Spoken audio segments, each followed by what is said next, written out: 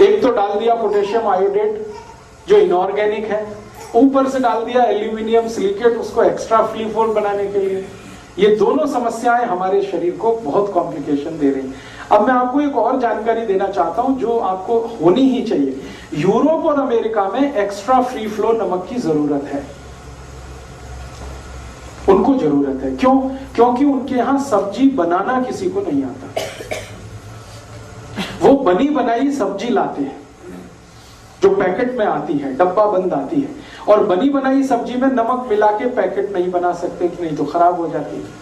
तो वो बिना नमक की सब्जी बना के पैकेट में बंद करके अमेरिका में बेचा जाता, कनाडा में बेचा जाता, यूरोप में बेचा जाता। अब उस सब्जी को खाने के लिए जब प्लेट पे डालेंगे तो ऊपर से नमक डालना पड़ता है, इसलिए उनको एक्स्ट्रा फ्री फ्लो नमक चाहिए। हमारे हिंदुस्तान में बिल्कुल उल्टा है। हमारे हिंदुस्तान में ऐसा कोई घर नहीं है जिसको सब्जी बनाना ना आता हो। अमेरिका में ऐसा कोई फैमिली नहीं है जिसको सब्जी बनाना आता हो। वो प्रोफेसर हो सकते हैं, डॉक्टर हो सकते हैं, मैनेजर हो सकते हैं, इंजीनियर हो सकते हैं, लेकिन सब्जी बनाना किसी को नहीं आता। रोटी बनाना नहीं आता, पराठा बनाना नहीं आता, पूड़ी बनाना नहीं आता, कुछ भी नहीं आता उनको। तो इस टेक्नोलॉजी में हम ही मास्टर हैं और कोई नहीं। हाँ, कुछ आता ही नहीं है। वो तो बाजार से पाव रोटी खरीद लाते हैं, डबल रोटी खरीद लाते हैं, उसको ऐसे काट लो, ऐसे काट लो, बीच से काट लो, उसमें कुछ भर लो, खा लो। हालांकि वो बनती गेहूं के आटे से ही है। हम भी गेहूं के आटे से पूड़ी बनाते हैं, पराठा बनाते हैं, ये बनाते हैं। हम 100 आइटम बनाते हैं गेहूं के आटे से। उनको एक ही आइटम बनाना आता है, वो पाव रोटी, डबल रोटी, वो भी सड़ाकर, फर्मेंटेशन कराकर 6-6 दिन सड़ाना पड़ता है आटे को, मैदा बना के, तब वो बनती है। तो उनकी प्रॉब्लम है, सब्जी बना नहीं सकते, दाल बना नहीं सकते, आती है नहीं, टेक्नोलॉजी उनको किसी ने बताई नहीं, उन्होंने कभी ली भी नहीं दोनों की दुनिया के किसी देश से। तो उनको ऊपर से नमक डाल के खाना पड़ता है। सलाद में डालेंगे, सब्जी में डालेंगे तो उनको एक्स्ट्रा फ्लेवर चाहिए। हमारे यहाँ तो उल्टा है, हम तो सब्जी बनाते समय नमक डालते हैं। आपको मेरा पॉइंट समझ में आ रहा है? हम सब्जी बनाते समय नमक डालते हैं, हमको एक्स्ट्रा फ्लेवर की जरूरत ही नहीं, क्योंकि हमारे यहाँ दाल बनाते हुए नमक डाला जाता है, सब्जी पकाते हुए नमक डाला जाता है। हम सब्जी बनने के बाद नमक डाल के नहीं खाते कभी। हम सब्जी बनाते हुए नमक डालते हैं, उसमें बॉइलिंग आता है, उबाल आता है, फिर जाके हम वो सब्जी खाते हैं। तो हमको एक्स्ट्रा फ्री फ्लो की जरूरत नहीं है, लेकिन सरकार हमको भी जबरदस्ती वो नमक खिला रही है एक्स्ट्रा फ्री फ्लो के नाम पर। तो हमारे शरीर में एल्यूमिनियम सिलिकेट बढ़ता जा रहा है और उसके कारण लंग्स इन्फेक्शन की बीमारियां हैं, दमा है, अस्थमा है, ब्रोंकियल अस्थमा है, ट्यूबरकुलोसिस है, क्योंकि एल्यूमिनियम सिलिकेट बहुत खराब केमिकल है। एल्यूमिनियम का ही नाम आप जानते हैं, वो बहुत खराब है, हैवी मेटल है, वो सब डिपॉजिट होता है, फ्लश आउट नहीं हो सकता बॉडी से। इसलिए मेरी आप सबको हाथ जोड़कर विनती है कि जो जिंदगी भर आप स्वस्थ रहना चाहते हैं तो नमक तो आज से ही बदल दीजिए। आपके फीका खाइए तो बहुत ही अच्छा है।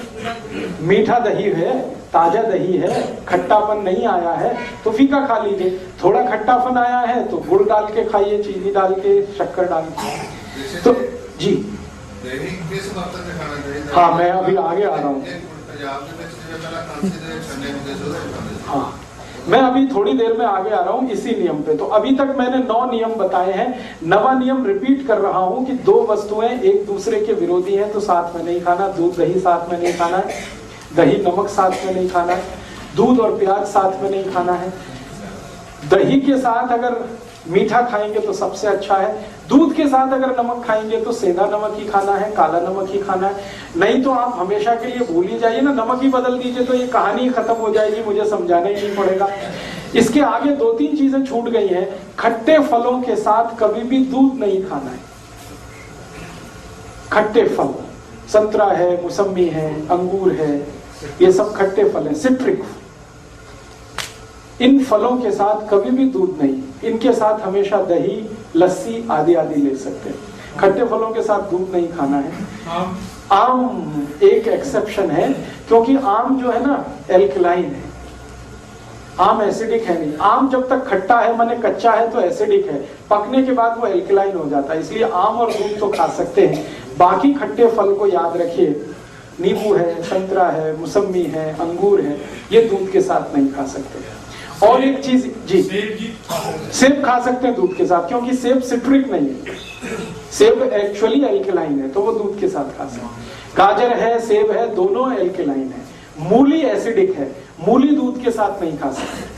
गाजर दूध के साथ खा सकते हैं, सेब दूध के साथ खा सकते हैं, चीकू दूध के साथ खा सकते हैं, केला दूध के साथ खा सकते हैं। जो एसिडिक चीजें हैं वो दूध से अवॉइड करिए, दूध के साथ मत लीजिए। और एक छोटी सी बात इसी में जोड़नी है, कटहल की सब्जी कभी भी खाएं तो उसके साथ दूध मत खाइए। ये एक ही एक्सेप्शन है, कटहल एसिडिक नहीं है, कटहल एल्केलाइन है, फिर भी वो दूध के साथ वर्जित है। ये एक एक्सेप्शन है। और एक्सेप्शन का कारण ये है कि कटहल का वही किस्सा है, हाई प्रोटीन है बहुत ज्यादा, उसको डाइजेस्ट होने के लिए डिस्टरबेंस होता है दूध से, इसलिए आयुर्वेद में कह दिया गया हटाइए इसको, अलग अलग खाइए, दूध खाइए अलग, कटहल अलग खाइए। और एक दो चीजें हैं इसी क्रम में कि किसके साथ क्या खाएं, किसके साथ क्या नहीं खाएं। घर में कभी भी आप कोई ऐसी चीज बनाएं जो तासीर में गर्म है, उसके साथ ठंडी चीज कोई ना हो। जैसे आजकल मैंने देखा है, हम गरम गरम खाना खा के आइसक्रीम जरूर खाते हैं, अपना सत्यानाश करते हैं। और ये सत्यानाश कैसे होता है? कोई आपको शादी में बुलाता है इनविटेशन देके कि आइए और हमारे यहाँ गरम डिनर खा के आइसक्रीम खा के मर के जाइए, और एक नहीं खाइए, डबल खाइए। और मैंने तो पंजाब में ऐसे भी महान महान लोग देखे हैं कि आइसक्रीम में गरम रसगुल्ला डाल के खाते, महामूर्ख लोग, पता नहीं कहां से आए। गरम गरम रसगुल्ला एकदम ठंडे आइसक्रीम में डाल के खाते। फिर पूछो भाई क्या कर रहे हो, तो कहते टेस्ट है जी। शरीर का देखना है कि टेस्ट का देखना है? तो आप कहीं भी डिनर में जाइए, मैं ये नहीं कहता डिनर में मजे, जरूर जाइए, लेकिन ध्यान रखिए कि अगर डिनर गरम गरम आपने खा लिया है तो ठंडी आइसक्रीम मत खाइए। और कई लोग पंजाब में ऐसे हैं, याद ही नहीं रखते, अभी चाय पी अभी आइसक्रीम खा लेंगे। हाँ, उनको बिल्कुल एक मिनट नहीं लगता, चाय पी के निकले कहीं आइसक्रीम खा के आ गए, आइसक्रीम खा के आ गए इधर चाय पी ली या इधर कॉफी पी ली। तो चाय और कॉफी दोनों गर्म है और आइसक्रीम बहुत ठंडी है, इनका कॉम्बिनेशन नहीं है, बहुत तकलीफ होती है शरीर को। 1 घंटा कम से कम, गर्म चीज खाने के 1 घंटे के बाद ठंडी चीज, या ठंडी चीज खाने के 1 घंटे के बाद गर्म चीज। और वैसे मैंने कल आपको सूत्र बताया था, ठंडा कुछ खाना ही नहीं है, क्योंकि आइसक्रीम तो 10 डिग्री से कम की है, वो शरीर को तकलीफ ही देने वाली है।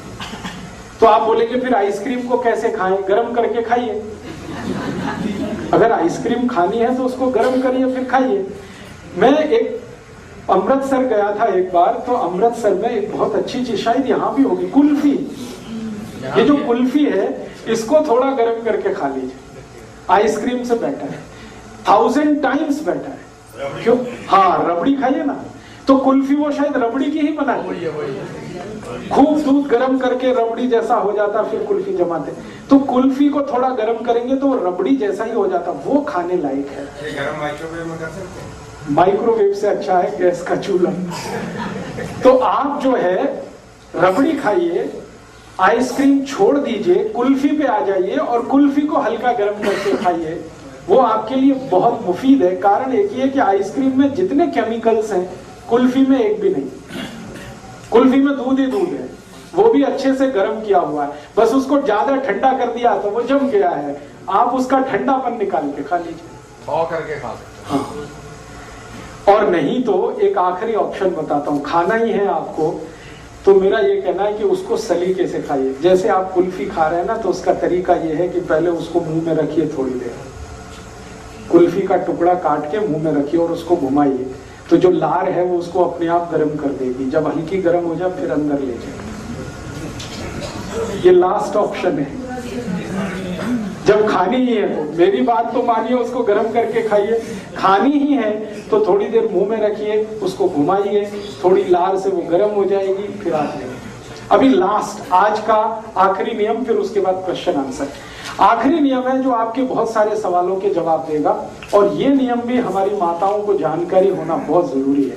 आयुर्वेद में अष्टांग हृदय में बड़ा जोर देकर बार बार रिपीटिशन करके ये नियम बताया गया, जो शायद बहुत महत्व का है, इसलिए रिपीटिशन बहुत हुआ है। भोजन को बनाते समय जो भी पात्र का इस्तेमाल आप करते हैं वो खुला रहना चाहिए।